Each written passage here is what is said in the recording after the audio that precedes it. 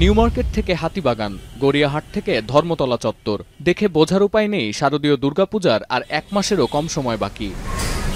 পূজার বেশ কিছুদিন আগে থেকে কলকাতায় শুরু হয়ে যায় কেনাকাটার তোড়জোড়। ক্রেতাদের আনাগোনায় মুখর হয়ে ওঠে বাজারঘাট।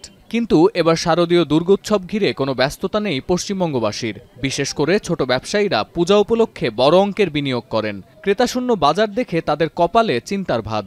আগামী দিনে কি হবে জানি না, কেননা চারিদিকে বন্যা হয়ে রয়েছে। এটা একটা ব্যাপার, মানুষ আগে বাঁচার চেষ্টা করবে, তারপরে জামা কাপড় কেনার চেষ্টা করবে।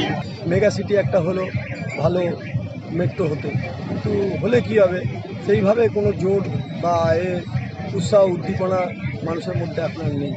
গেল ৯ আগস্ট নারী চিকিৎসক হত্যাকাণ্ডের জেরে এক মাস ধরে থমথমে কলকাতার পরিবেশ। রাজ্যের মুখ্যমন্ত্রী মমতা বন্দ্যোপাধ্যায় বারবার সবাইকে উৎসব ও পূজার আমেজ নিয়ে কাজে ফিরতে বললেও আন্দোলনকারী চিকিৎসকদের পক্ষ থেকে সাফ জানানো হয়েছিল, নির্যাতিতা বিচার না পেলে তারা উৎসবে ফিরবেন না। শুক্রবার বেঙ্গল শপিং ফেস্টিভ্যালের উদ্বোধনী অনুষ্ঠানে অডিও বার্তায় আরও একবার পূজার গুরুত্ব মনে করিয়ে দিয়ে মমতা বলেন, উৎসবের বেচাকেনার সাথে দরিদ্র জনগোষ্ঠীর অনেকেরই ভাগ্য জড়িত।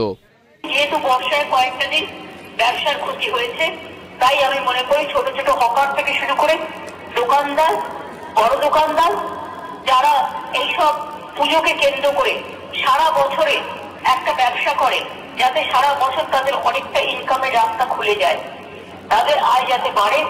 যদিও পূজার বাজারে মন্দার জন্য রাজ্যের বন্যা পরিস্থিতিকে দায়ী করছেন ব্যবসায়ীরা। প্রতি বছরের মতো পুঁজির একটা বড় অংশ দিয়ে পূজার মালামাল দোকানে তুললেও ক্রেতাদের আনাগোনা না থাকায় বিপাকে বড় বিপণী বিতানের মালিকরা। তারা বলছেন, বন্যা ও নানা চাপের কারণে পূজার বেচাকেনা এখনও সেভাবে শুরুই হয়নি। নানা রকম পারিপার্শ্বিক রাজনৈতিক কারণে হলেও বাজার একটু খারাপ হচ্ছে, সেখানে আগেরবারের মতো নেই। ক্রেতারা বলছেন, বন্যার কারণে নিম্ন ও মধ্যবিত্ত অনেক পরিবারের হাতে পর্যাপ্ত অর্থ নেই। আবার অবস্থাপন্ন ক্রেতাদের কেউ কেউ বাড়ির কনিষ্ঠ সদস্যের জন্য কেনাকাটা করতে আসলেও পারিপার্শ্বিক নানা কারণে নিজেদের জন্য কিছুই কিনছেন না। কেনাকাটা তো ধরুন করতে তো হবেই, মানে বাচ্চা কাচ্চা আছে বাড়িতে, একটু খারাপ অবস্থায় যায়, তাও মানে বাচ্চাদের খুশি করার জন্য মানুষের পরিস্থিতি সেভাবে নেই যে মানুষ নিজেকে তৈরি করে উঠতে পারেনি। অন্যবার যেমন পুজোর আগে একটা আলাদাই একটা আনন্দ থাকে, আমেজ থাকে প্রত্যেকটা মানুষের মধ্যে, সেই জিনিসটা কিছুটা হলেও ভাটা করেছে। পূজা উপলক্ষে বাংলাদেশ থেকেও অনেক পর্যটক কলকাতায় আসেন কেনাকাটা করতে। তবে ভিসা শিথিল না হওয়ায় বাংলাদেশি ক্রেতাদের সংখ্যাও আশানুরূপ নয়।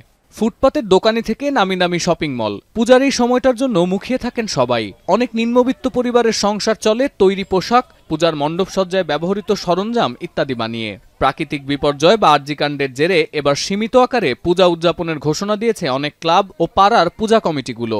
তবে এত কিছুর মধ্যেও আগামী 2 সপ্তাহে জমে উঠবে কলকাতার পূজার বাজার, এমনটাই প্রত্যাশা ব্যবসায়ীদের।